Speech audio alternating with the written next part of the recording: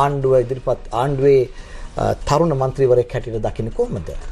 ඔව් රොෂාන් ඔබ කිව්ව පටන් ගද්දිම ආරම්භයේදීම අද ඓතිහාසික දවසක් කියලා. නමුත් මම හිතන්නේ අද නෙමෙයි ඓතිහාසික දවස.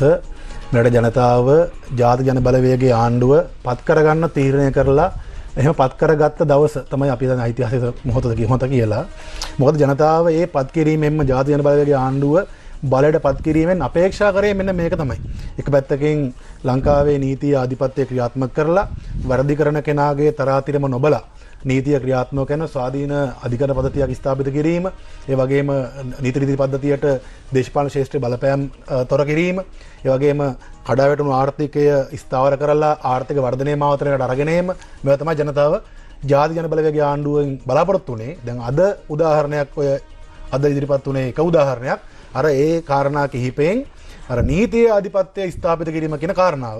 ඒත් එක්කම මේ දිනවල කතා බහට ලක් තාත් කාරණා කිහිපයක් තමයි මතු කරන්නම්. අර ජනතාව අපේක්ෂා කරපු ආර්ථික පැත්ත ගත්තොත් අපි ලංකාවේ විරකී අනුපාතය පහුගිය මාස 10ක වගේ කාලය තුල 3.8ක් දක්වා අඩුලා තියෙනවා. මේක 5ට වඩා උඩින් තිබුණේ පහුගිය කාලේ. එතකොට ඒ විරකී අනුපාතයේ අඩුවීමත් එක්ක කර්මාන්ත අංශය 10%කින් වර්ධනය වෙලා තියෙනවා. 9.7කින් විතර වර්ධනය වෙලා තියෙනවා. ජනහා සංඛ්‍යාලක දෙපාර්තමේන්තුව දක්වන දත්ත වලට අනුව පහුගිය මාස 10ක ඇතුළත අපේ රටේ නව රැකියා 2,38,000ක් නිර්මාණය වෙලා තියෙනවා. කර්මාන්ත අංශය 200,000ක් ඇතුළුව රැකියා නව රැකියා 2,38,000ක පමණ ප්‍රමාණයක් නිර්මාණය වෙලා තියෙනවා. මේ දත්ත වලින් මේ නිර්ණායක වලින් පෙන්වන්නේ අපේ රටේ ජනතාව පහුගිය මැතිවරණයේදී ගත තීරණය ඓතිහාසිකයි, ඒක තීරණාත්මකයි, ඒක ප්‍රතිඵලදායකයි කියන එක අද දවසේ සිදුවීම එකක්. මේ දත තව එකක්.